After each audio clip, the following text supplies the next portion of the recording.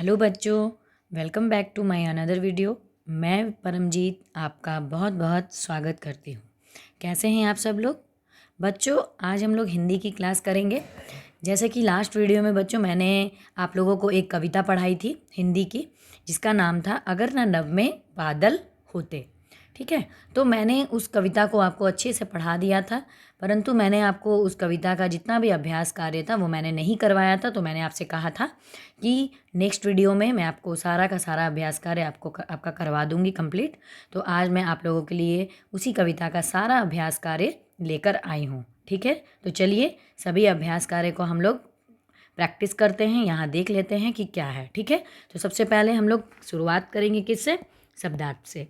ठीक है, तो बच्चों शब्दार्थ में सबसे पहले क्या दिया हुआ है? सिंधु।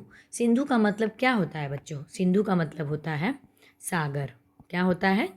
सागर, या आप समुद्र भी बोल सकते हो। ठीक है।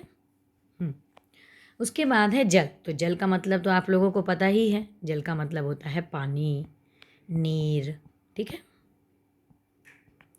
उसके बाद है बादल। बादल का मतलब क्या होता है? घन, मेघ। ठीक है। नभ। नभ का मतलब क्या होता है बच्चों? आसमान, आसमान, गगन। ठीक है।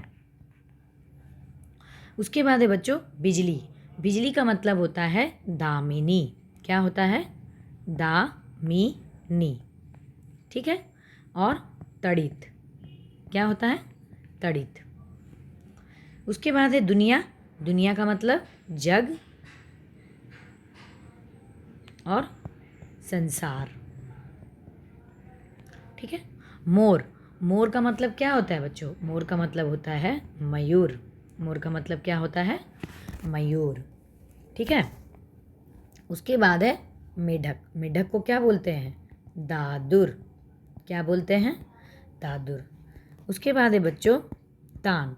तान। तान का मतलब सुर। जो हम लोग जब गाना गाते हैं तो जो सुर लगाते हैं, जो तान लगाते हैं, उसी की बात यहाँ पे कही जा रही है। ठीक है। उसके बाद आता है नदी। नदी को क्या कहते हैं? नदी को कहते हैं सरिता। ठीक है। नदी को कहते हैं सरिता। आप तटीनी भी कह सकते हैं। ठीक है, तटीनी। उसके बाद है फुलवारी। फुलवारी को क्या कहते हैं? हम सभी के घरों में फुलवारी देखने को मिलती है, यानी बाग और बगीचा, है ना? तो बाग और बगीचा, फुलवारी का मतलब हुआ बाग और बगीचा। उसके बाद है बच्चों खेती। खेती हमारे भारत देश की खेती मतलब कृषि। कृषि तो एकदम, कृषि नाम से ही समझ में आता है कि ये भारत से जुड़ा हुआ है। ठीक है, भारत से क्या जुड़ा है? तो खेती जुड़ी। और खेती का मतलब क्या होता है? खेती का मतलब होता है कृषि कार्य। खेती का मतलब होता है कृषि कार्य। किसान। किसान का मतलब कृषक। ठीक है, किसान का मतलब कृषक। आंसू का मतलब क्या होता है बच्चों? अश्रु। अश्रु। ठीक है। और जाड़ा। जाड़ा का मतलब क्या होता है बच्चों? जाड़ा का मतलब होता है ठंड। ठीक है बच्चों, जो अभी अभी ठंड आप मतलब ठंड अभी जो बीती, अभी ठंड आप लोगों को नहीं लग रही होगी, अभी तुरंत जो आपकी ठंड बीत गई दिसंबर नवंबर में जो इतनी ठंड आती है, उसी को कहते हैं जाड़ा। ठीक है, हम आम भाषा में, चालू भाषा में हम लोग क्या बोलते हैं? उसको जाड़ा बोलते हैं। ठीक है बच्चों, तो यहाँ बच्चों इस कविता के पाठ से आपका जितना शब्दार्थ था मैंने आपको करवा दिया है। अब चलिए आगे बढ़ते हैं। आगे है निम्नलिखित प्रश्नों के उत्तर। क्या है? निम्नलिखित प्रश्नों के उत्तर, इसको अभी हम देखेंगे।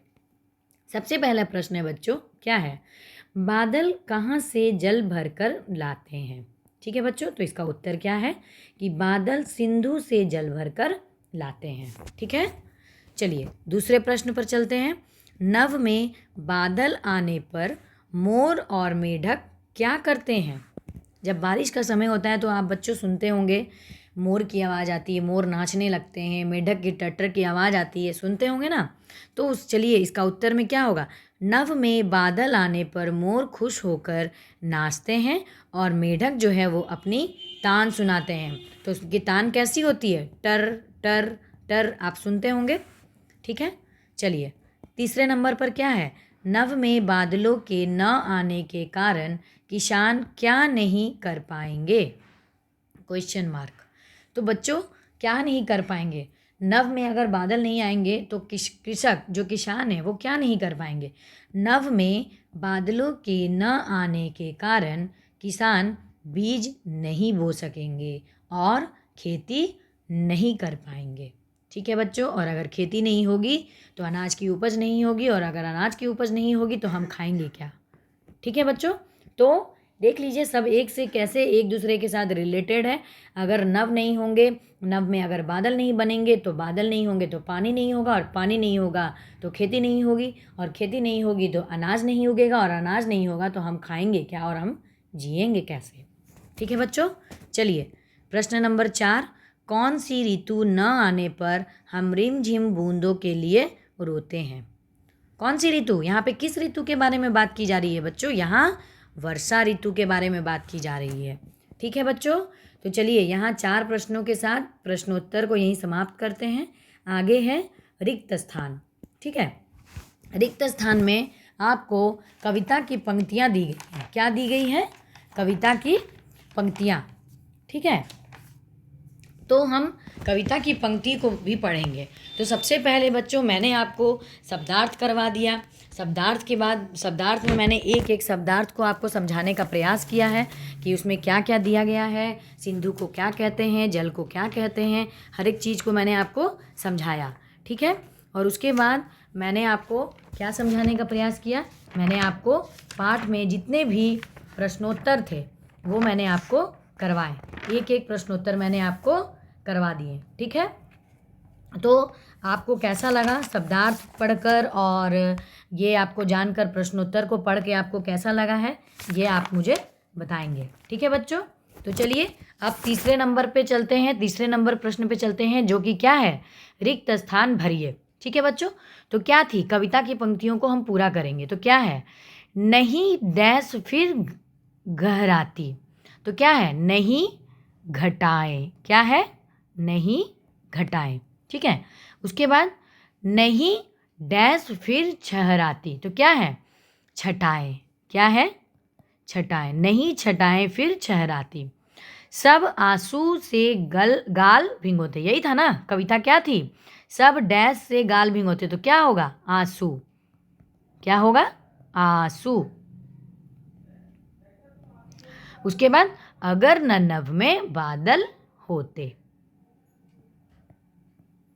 ठीक है बच्चों, तो यहाँ रिक्त स्थान भरो। रिक्त स्थान में बच्चों आपको कविता से ही 4 पंक्तियाँ दे दी गई थी, जिसको पूर्ण करना था, कंप्लीट करना था, भरना था, जो मैंने आपको करके दिखा दिया है बच्चों आपको वीडियो कैसी लगी कमेंट में ज़रूर बताएं। वीडियो को ज़्यादा से ज़्यादा शेयर करें। अगर आप चैनल पर नए हैं तो चैनल को सब्सक्राइब करना बिल्कुल भी ना भूलें। ठीक है, मैं परमजीत आपको वीडियो देखने के लिए बहुत बहुत धन्यवाद देती हूँ। ठीक है बच्चों, अभी तक के लिए इतना ही। Bye bye.